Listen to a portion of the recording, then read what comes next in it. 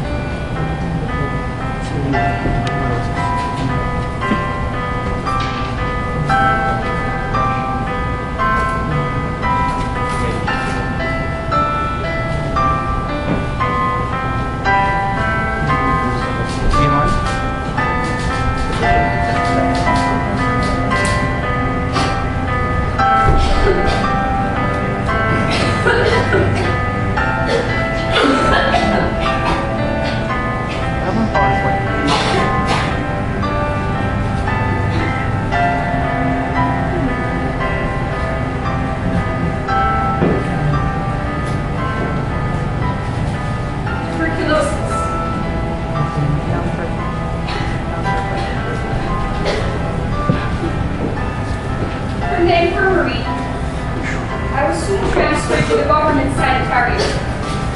owing to the generosity of President Quezon.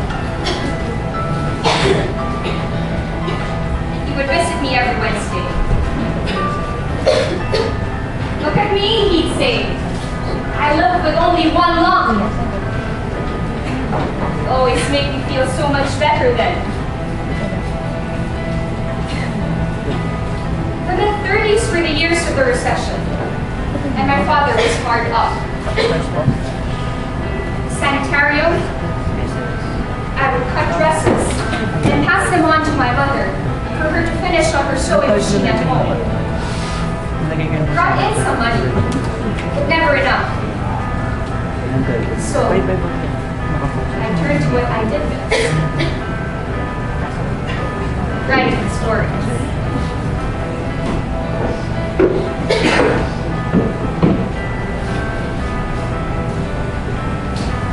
The magazine editors were very kind to me. They'd make out my voucher for 15 pesos. It was a lot of money then. So I wrote 3 stories a week. When I wasn't busy writing stories or cutting dresses, I would spend a lot of time with my fellow patients. We traded stories, paint our nails, color our cheeks, redden our lips, and dry each other's tears. I wrote a lot of stories about my fellow inmates. Estrella Alfon. This is such a big hole. Mabuti kung mabuti pa lang naman ako ito.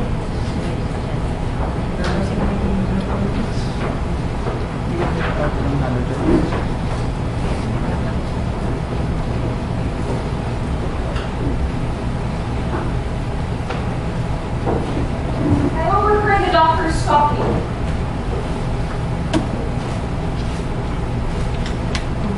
My response was typical of the 19-year-old I was then.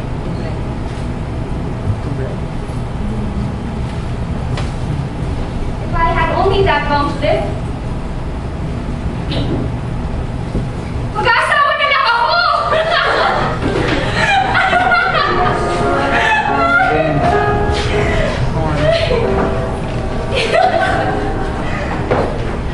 Sometimes I wonder why I spent My old boyfriend from Cebu, Bernardino Dandin Rivera, sang like Bing Crosby and was only too willing to oblige. So on Good Friday of that year, 1936, at the hospital chapel,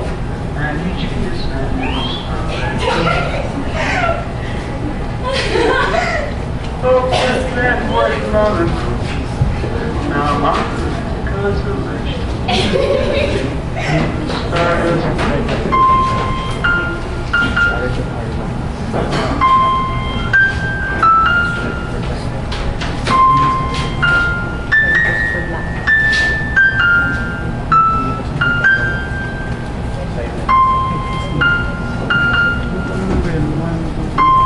Six, no?